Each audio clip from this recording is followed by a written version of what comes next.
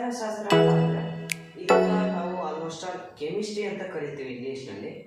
ಈ ರಸಾಯನಶಾಸ್ತ್ರದಲ್ಲಿ ನಮಗೆ ಯಾವ ಥರದಾಗಿ ಉಪಯೋಗ ಆಗಿರ್ತಕ್ಕಂಥ ಒಂದು ಮುಖ್ಯವಾಗಿರ್ತಕ್ಕಂಥ ಅಂಶಗಳನ್ನು ನಾವು ಈ ದಿನ ತಿಳಿತಾ ಹೋಗ್ತೀವಿ. ಮೊದಲನೇದಾಗಿ ಈ ರಾಸಾಯನ ಕ್ರಿಯೆ ಅಂತ ಅಂದರೆ ಮತ್ತು ಸಮೀಕರಣಗಳು ಅಂತ ನೋಡ್ತಾ ಹೋಗ್ಬೋದು. ಇದಿಷ್ಟು ನಮ್ಮದು ಮೇನ್ ಪಾಯಿಂಟ್ ಆಗಿರ್ತೈತಿ. ಮತ್ತು ರಾಸಾಯನಿಕ ಕ್ರಿಯೆಗಳು ಯಾವ ಥರ ಜರುಗ್ತಾವು, ಇವುಗಳು ಜರುಗೋದಕ್ಕೆ ಕಾರಣ ಏನು ಅಂತಕ್ಕಂಥದ್ದನ್ನು ಸ್ವಲ್ಪ ನೋಡ್ತಾ ಹೋಗೋಣ.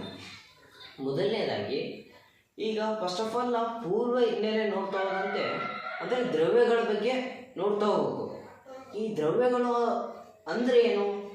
ದ್ರವ್ಯ ಅಂದರೆ ಕ್ರಮವನ್ನು ಅಂದರೆ ಸ್ಥಳವನ್ನು ಆಕ್ರಮಿಸಬಲ್ಲ ಮತ್ತು ರಾಶಿ ಉಳ್ಳತಕ್ಕಂತಹ ಯಾವುದೇ ವಸ್ತುವನ್ನು ನಾವು ದ್ರವ್ಯ ಅಂತ ಕರಿತಾ ಹೋಗ್ತೀವಿ. ಈ ಪ್ರತಿಯೊಂದು ಯಾವೆಲ್ಲ ಸ್ಥಳವನ್ನು ಸ್ಥಳವನ್ನು ಆಕ್ರಮಿಸ್ತಾವೋ ಮತ್ತು ರಾಶಿ ಹೊಂದಿರ್ತಾವೆ. ರಾಶಿ ಅಂದರೆ ಗುಂಪನ್ನು ಹೊಂದಿರ್ತಕ್ಕಂಥ ವಸ್ತುಗಳನ್ನ ನಾವು ಅಥವಾ ಈ ಥರದ ಹೊಂದಿರ್ತಕ್ಕಂಥ ವಸ್ತುಗಳನ್ನ ನಾವು ದ್ರವ್ಯ ಅಂತ ಕರಿತಾ ಹೋಗ್ತೀವಿ. ಈ ದ್ರವ್ಯದಲ್ಲಿ ಅಂದರೆ ಈ ದ್ರವ್ಯ ಅಂದ್ಬಿಟ್ಟಿಲ್ಲ, ಇದರಲ್ಲಿ ಕೆಲವೊಂದು ವಿಧಗಳು ಬರ್ತಾ ಹೋಗ್ತವೆ.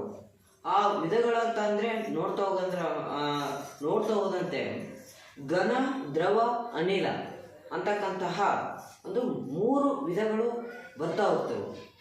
ಈಗ ಈ ಘನ, ದ್ರವ, ಅನಿಲಗಳು ಅಂದರೆ ತಟಸ್ಥ ಅಥವಾ ನ್ಯೂಟ್ರಲ್ ಆಗಿರಬೇಕಾದ್ರೆ ಸಮಾಪ್ತಿಯಾಗಿರ್ತ ಯಾವುದೇ ರಾಸಾಯನಿಕ ಕ್ರಿಯೆಗೆ ಜರುಗದೇ ಇರೋದಕ್ಕೆ ಅಂದರೆ E=mc².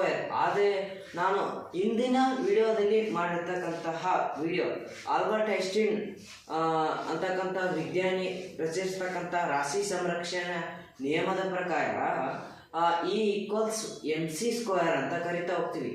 ಈ E=mc² ಬಗ್ಗೆ ಪೂರ್ಣ ಮಾಹಿತಿ ಬೇಕಂತ ಅಂದರೆ ನನ್ನ ಇಂದಿನ ವಿಡಿಯೋದಲ್ಲಿ ನಿಮಗೆ ಪೂರ್ಣ ಮಾಹಿತಿ ಸಿಗ್ತಾ ಹೋಗ್ತೈತಿ ಅಂತ. ನೆಕ್ಸ್ಟ್ ಈಗ ಘನ ಅಂತಕ್ಕಂಥದ್ದು ನೋಡ್ತಾ ಹೋದಂತೆ ಈ ಘನ ವಸ್ತುಗಳು ಲಕ್ಷಣಗಳು ನೋಡ್ತಾ ಹೋದಂತೆ ಇವುಗಳು ಗಟ್ಟಿಯಾಗಿರ್ತವೆ.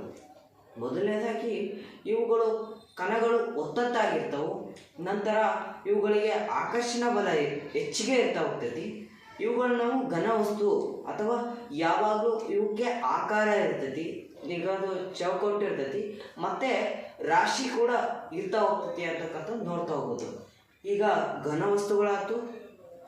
ನಂತರ ದ್ರವ ವಸ್ತುಗಳು ಅಂದರೆ ಲಿಕ್ವಿಡ್ ಫಾರ್ಮ್ನಲ್ಲಿ ಇರ್ತಕ್ಕಂತಹ ವಸ್ತುಗಳು ಅಂದರೆ ಇವುಗಳಿಗೆ ಯಾವುದೇ ತರಹದ ಅಂದರೆ ಆಕಾರ ಇರುವುದಿಲ್ಲ. ಅಂದರೆ ಯಾವ ವಸ್ತುಗೆ ನೀನು ಸೇವಿಸ್ತೀವಪ್ಪ ಅಂತಂದರೆ ಆ ವಸ್ತುವಿನ ಆಕಾರ ಪಡ್ಕೊಂತವು. ಉದಾಹರಣೆ, ನೀರು ನಾವು ಒಂದು ಗ್ಲಾಸಿಗೆ ಹಾಕಿದಾಗ ಆ ಗ್ಲಾಸ್ನ ಆಕಾರದಲ್ಲಿ ಈ ನೀರು ಅಂತಕ್ಕಂಥದ್ದು ಆಕಾರ ಪಡಿತಾ ಹೋಗ್ತೈತಿ.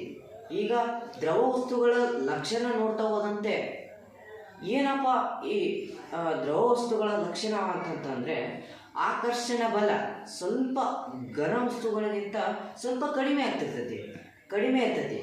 ಕಣಗಳ ಚಲನೆ ನೋಡ್ತಾ ಹೋದಂತೆ ಅಡ್ಡಾದಿಡ್ಡಿ ಚಲನೆ ಅಂತಕ್ಕಂಥದ್ದು ಒಂದಿರ್ತೈತೆ ಅಂತ ಅಂದರೆ ಒಂದು ಗುಂಪಿನಲ್ಲಿ ಹೆಂಗ್ ಬೇಕಾದ ತರಹನಾಗಿ ಅಂದರೆ ಜಾರು ರೀತಿಯಲ್ಲಿ ಚಲಿಸ್ತಾ ಇರ್ತೈತಿ ಚಲನೆ. ಇದಕ್ಕೆ ರಾಶಿ ಇರ್ತೈತಿ. ಆದರೆ ಆಕಾರ ನಾವು ಯಾವ ವಸ್ತು ರೂಪ ಕೊಟ್ಟಾಗ ಆ ರೂಪಕ್ಕೆ ಬದಲಾಗ್ತೈತೆ ಅಂತಕ್ಕಂಥದ್ದು ಮಾಹಿತಿ ನೋಡ್ತಾ ಹೋಗ್ಬೋದು. ಈಗ ಘನ, ದ್ರವ, ಅನಿಲ. ಈ ಅನಿಲ ಸ್ಥಿತಿ ಅಂತ ಅಂದರೆ ಈಗ ಆಲ್ಮೋಸ್ಟ್ ಆಲ್ ನಮ್ಮ ವಾತಾವರಣದಲ್ಲಿರ್ತಕ್ಕಂಥ ಗಾಳಿ ಒಂದು ಎಕ್ಸಾಂಪಲ್ ತಗಂದ್ರೆ ಇದು ಕೂಡ ಅನಿಲ ಸ್ಥಿತಿಗೆ ಹೊಂದಿರ್ತಕ್ಕಂಥ ವಸ್ತು ಆಗಿದೆ. ಅಂದರೆ ಇದು ದ್ರವ್ಯದ ರೂಪವಾಗಿದೆ ಅಂತಕ್ಕಂಥದ್ದು ನೋಡ್ತಾ ಹೋಗ್ಬೋದು. ಈಗ ನಂತರ ಈ ಅನಿಲದ ಲಕ್ಷಣಗಳು ನೋಡ್ತಾ ಹೋದಂತ ಅಂತಂದರೆ ಇವುಗಳಿಗೆ ಆಕರ್ಷಣ ಬಲ ಅಂತಕ್ಕಂಥದ್ದು ತೀರಾ ಕಡಿಮೆ ಇರ್ತೈತಿ. ಅಂದರೆ ಅಡ್ಡ ರೀತಿ ಹೆಂಗ್ ಬೇಕಂಗ ಚಲನೆ ಹೊಂದಿರ್ತೈತಿ.